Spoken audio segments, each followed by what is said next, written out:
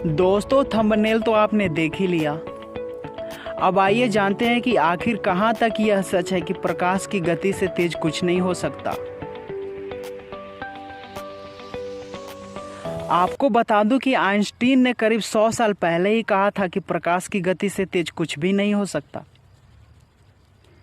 हालांकि कुछ साल पहले इस पर सवाल भी उठे और कहा गया कि न्यूट्रिनो तेज हो सकता है प्रकाश की गति से। कई रिसर्च के बाद वैज्ञानिकों ने मान लिया कि आइंस्टीन सही थे। एटॉम यानी परमाणु से भी छोटे इस कण पर स्विट्जरलैंड की फेमस रिसर्च सेंटर में रिसर्च किए गए। इटली के ग्रान सेशो ने पिछले साल सितंबर में ही यह दावा किया था कि गति के मामले में प्रकाश को भी मात देने वाला कोई कण पा लिया गया है, जबकि इस बात को नहीं माना गया था। जी हाँ दोस्तों, आपको बता दो कि इस बात को बिल्कुल भी नहीं माना गया था और कहा गया कि मशीन में तार लगाते समय कहीं गड़बड़ी हो गई थी। उसके बाद से इस बात पे शक और गहरा होता गया। इसमें सेर्न के वैज्ञानिक ने एक एक करके 7 न्यूट्रिनो को छोड़ा और देखा कि उनकी रफ्तार लगभग प्रकाश की गति के बराबर ही है।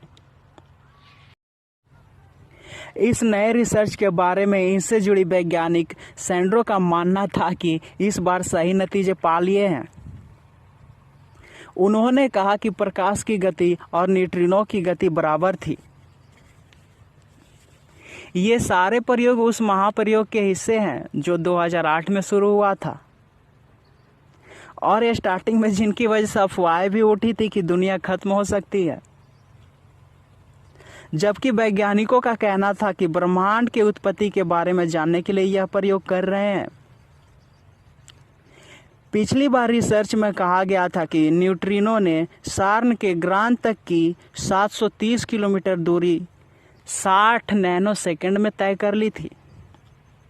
आपको बता दूं कि 60 नैनो सेकेंड यानी 60 सेकेंड के अरबवें हिस्से में पूरी कर ली थी। यह गति निश्चित तौर पर प्रकाश की गति से कहीं ज्यादा है। कई वैज्ञानिकों ने पिछले प्रयोग के बाद से उस पर उंगली उठाना ही शुरू कर दिया था, क्योंकि उससे आइंस्टीन का सिद्धांत गलत साबित हो रहा था। साल 1905 में आइंस्टीन ने सापेक्षता का सिद्धांत किया था, जिसमें कहा गया था कि इस ब्रह्मांड में कोई भी वस्तु प्रकाश की गति से तेज नहीं हो सकता है। अगर यह सिद्धांत गलत हो जाए तो मॉडर्न फिजिक्स के दर्जनों थ्योरी गलत हो जाएंगे,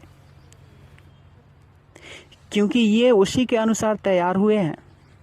इसके अलावा विज्ञान की हजारों किताबों को दोबारा लिखना होगा, क्योंकि इसी से मिलते जुलते प्रयोग पर ओमान के एक रिसर्च सेंटर में भी एक रिसर्च चल रहा है। यहाँ वैज्ञानिक शुरू से उस बात पर सवाल उठा रहे हैं जिनमें न्यूट्रिनो की गति के बारे में बात चल रही थी। उसका सीधा तर्क था कि अगर न्यूट्रिनो ने प्रकाश की गति को पार कर दिया तो उसकी ऊर्जा अत्यधिक कम हो जाती, जो कि नहीं हुआ। जी हाँ, अगर न्यूट्रिनो की ऊर्जा अत्यधिक कम हो जाती तब मान लिया जाता कि प्रकाश से भी ज़्यादा तेज चलने वाला न्यूट्रिनो है।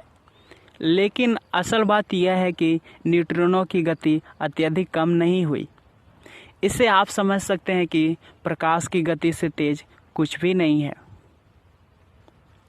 तो बस आज की वीडियो में इतना ही। मिलेंगे फिर एक ऐसी वीडियो के साथ। तब तक के लिए जय हिंद, वंदे मातरम।